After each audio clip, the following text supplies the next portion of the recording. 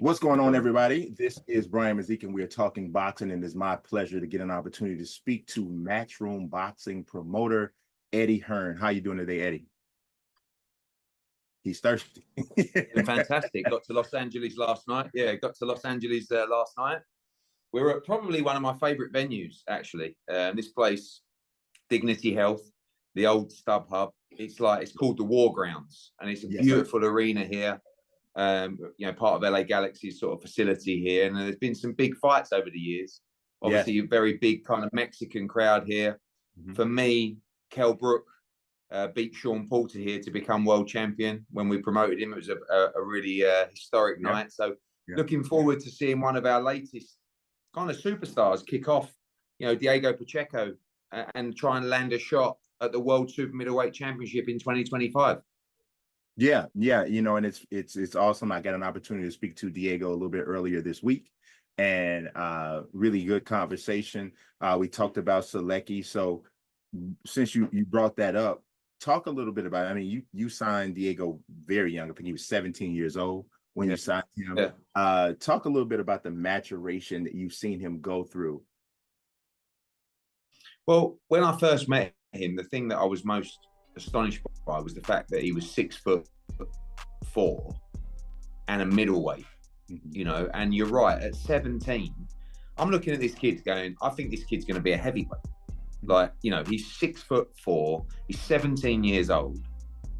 But what's been unbelievable is, he's grown in size, but only moved up one division, really, into the super middleweight division. And the attributes that he has at 168 are a massive advantage. Obviously, he's huge, but secondly, punches very hard. He has incredible reach as well, technically very good, and still very, very young.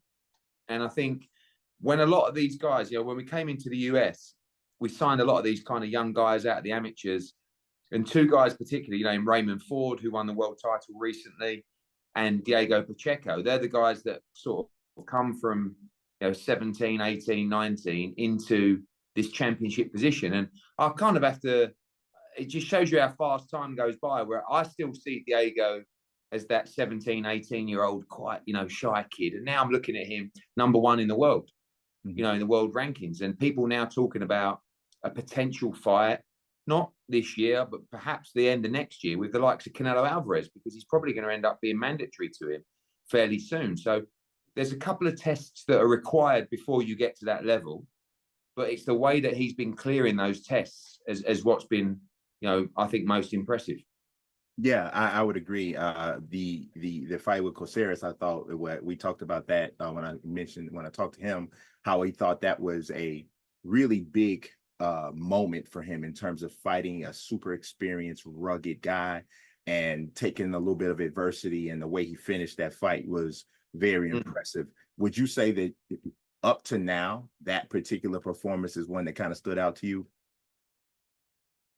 Yeah, maybe even the McCallum fight, because he was very awkward, and I think the style was difficult. And I think also when you're a young man and you're coming through and you're 22, 23, you're at that age, he had a baby, Diego. I feel like last time out, you can see he's an incredible father and family man, and almost like you can imagine him on fight week changing diapers because he's so involved, and I think maybe that fight particularly maybe made him realize that you just can't be doing that. You have to be selfish really in your career to make sure that your preparation is right. And I'm not saying he took his foot off the gas in that fight, but I think that it would have made him realize that, all this stuff that you've built over the years can really come crumbling down fast. So you've got to get the preparation right.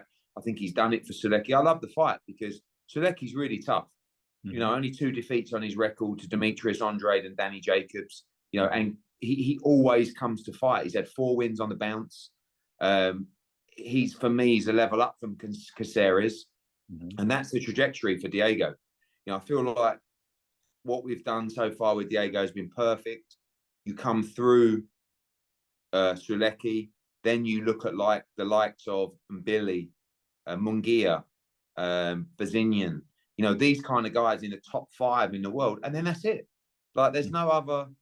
Really, after Selecki, there's one more test before you get thrown. I mean, you know, that test, you're in the deep end, but then you get thrown in the real deep end, you know? And I think Diego's really ready now to be let off that leash. Yeah, you know, I wondered, and I asked him about this. There's been a lot of conversation and talk about Canelo and the David Benavidez fight.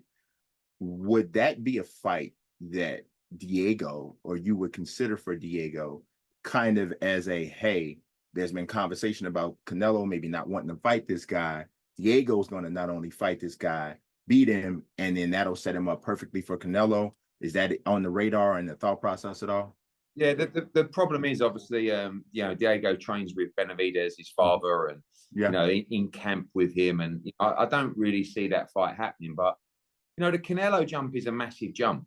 But if you look at people that have been fighting Canelo, every time they get the opportunity to fight Canelo, it's also a massive jump, right? So it was a massive jump for Munguia. It was a massive jump, or is a massive jump for Edgar Berlanga. It was a massive jump for John Ryder. It was a massive jump for Billy Joe Saunders, Caleb Plant, Callum Smith, all of them, because of the level of Canelo Alvarez. So you never really know if you're good enough till you're in there. And I don't think it matters who we fight. The fight with Canelo Alvarez is always going to be that big jump and that big ask, you know? So if Pacheco goes and fights Billy or Munguia or Bazinian and beats them, and then gets the opportunity against Canelo Alvarez, it's still going to be a massive jump. So, you know, I think all you can do is prepare yourself and hope that you're special. Because the only way you beat Canelo Alvarez is if you are special, right? So I think Diego Pacheco is special. How special? I think actually we will only find out in those kind of fights in the next 12 to 18 months, because I think he's going to go through these levels. I think he beats Munguia. I think he beats Billy. I think he beats Bazinian. I think he beats Selecki. And then you're only going to find out how special the kid is when you're in the true pound for pound deep end. It's crazy. It's crazy how 168 pounds has heated up so much. There's so many intriguing fighters in that space. But I want to talk about somebody who, you know, obviously has been dominating boxing news over the past month or so, and that's Shakur Stevenson. You obviously just signed him to the agreement. Talk a little bit about what that process was like. You know, we saw him with you, you know, meeting Turki Al-Sheikh. We've seen him with you and heard all the things you had to say about him. Can you talk a little bit about that process? Yeah, I mean, I feel like I've been promoting Shakur Stevenson for years anyway. You know, I've always been championing his ability because I know my boxing, and I think he's a very special fighter. And I'm not the kind of guy that, just because I don't represent the fighter, I have no problem giving them their props. You know, I may not push them as hard as I'd push, obviously, if he was with me at the time. But when I'm doing interviews, I have no problem telling you that I think the kid's a pound for pound great. You know, he's a 3-division world champion at 27 years of age. So when his contract was up, his team reached out to me, and, you know, guys like Josh Dubin, who's his sort of lawyer and advisor, and Jay Prince, this is a real great team of people that are guiding the career of Shakur Stevenson. And he would have had a lot of people in his ear, and that's the danger in boxing. You have to keep your team nice and close and understand the people that really have your back, you know. And we had great meetings with Shakur and Josh and Jay Prince. And, you know, I think the difference between me and the others were, I have no problem signing him on a 2-fight deal, right? These other guys want to wrap you up and they want to lock you in for 3 years, 5 years. Why? You know, at the end of the day, if I'm the best promoter out there and if I'm the guy for you, you're going to stay with me for the rest of your career. And if I'm not, maybe after 2 fights, we go elsewhere. You know, fortunately, we've got and grown a business that we can have that fluidity. You know, I can take those chances on those short-term deals because I believe, you know, whether I'm deluded or correct, this is the best place for any fighter to be with me and with Matchroom, particularly with Shakur Stevenson. But also, I also understand the business where some people won't want to work with some people. And, you know, can you get the tank fight if you're with Eddie Hearn? Will someone block it? Will, you know, so whatever. Like, I want to see the kid achieve greatness. And actually, I have to be honest with you, this fight coming up is not an easy fight against Joe Cordina. Like, I know people will be quick to sort of jump on the criticism. And if you watch back, you know, this kid, you know, he won the World Super Featherweight Championship twice.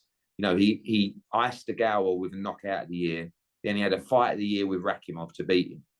He comes in, should have moved up already, but fights his last fight, gets hit after the bell, never recovered, loses his world championship.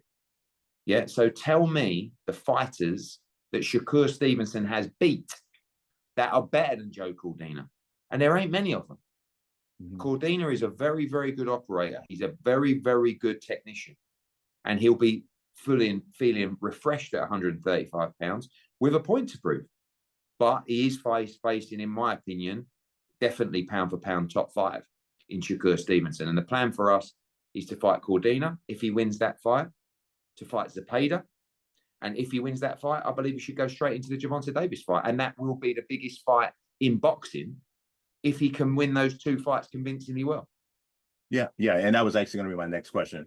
Ideally, so we know we have Cordina coming up first. Ideally, what would be that second fight? So it would be Zepeda if he's able to win that fight. So when you are, so it's a couple questions. So, and actually, I also wanted to ask, because you brought up Gervonta, but there's one question I'm going to ask you about just with sports and the youth and this combat sports specifically. But backtracking a bit, with this particular situation that you have with Shakur, and like you said, you feel that you've been kind of promoting him for years, even though he wasn't in your stable.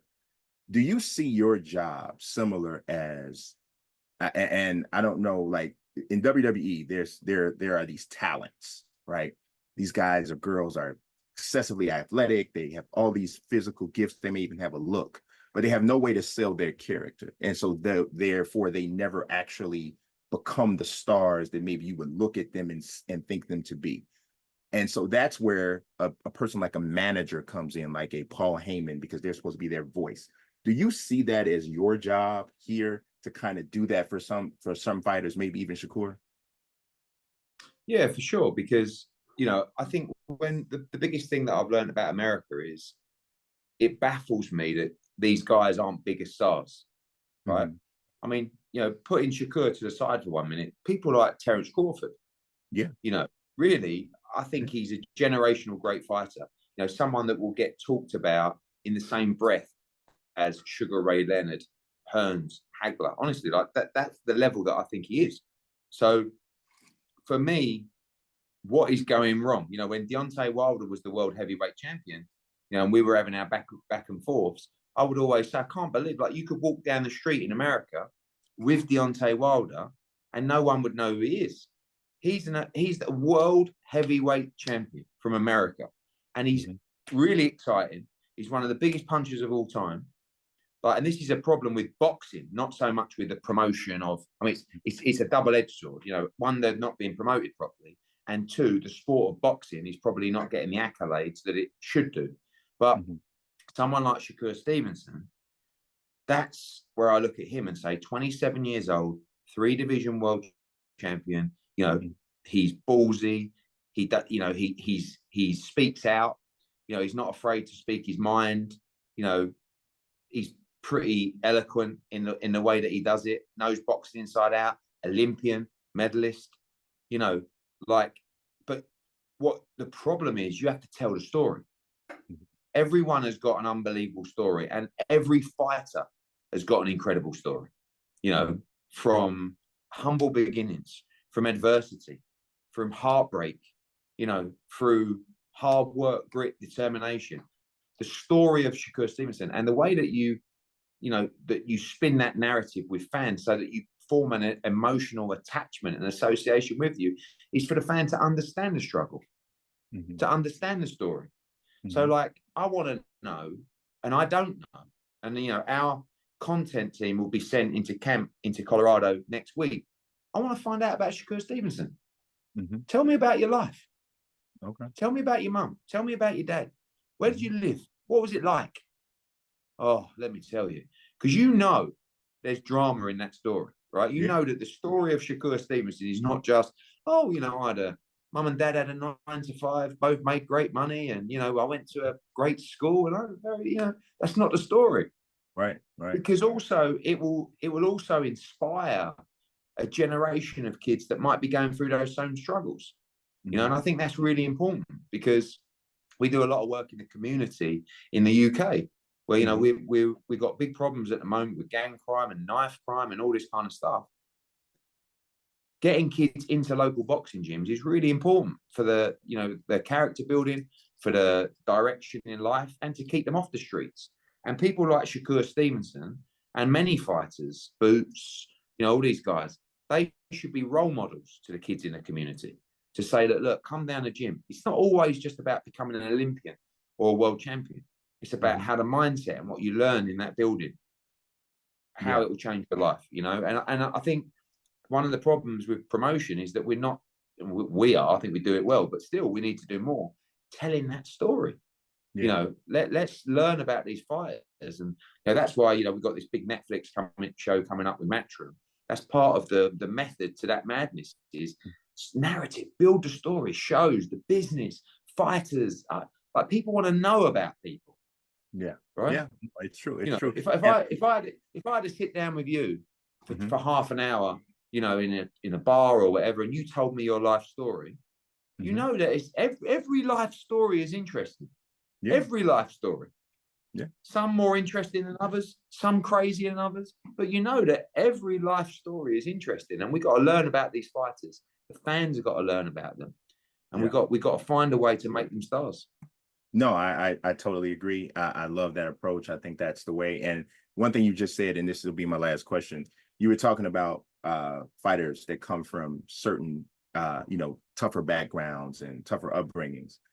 I've always felt that combat sports is the vehicle for escape for some of the greatest fighters, most of the greatest fighters that we've ever seen in boxing.